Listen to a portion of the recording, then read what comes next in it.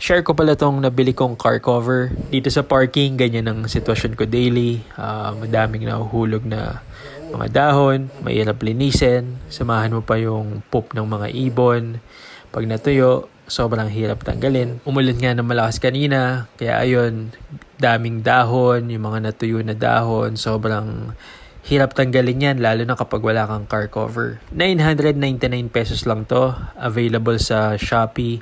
Normally kasi yung mga ganitong car cover, nasa 1,500 to 3,000 ang presyo niya. Depende sa model na bibilin mo. Pero itong sa atin, fit yan sa Innova, sa Adventure, sa X-Trail, Expander, Ertiga.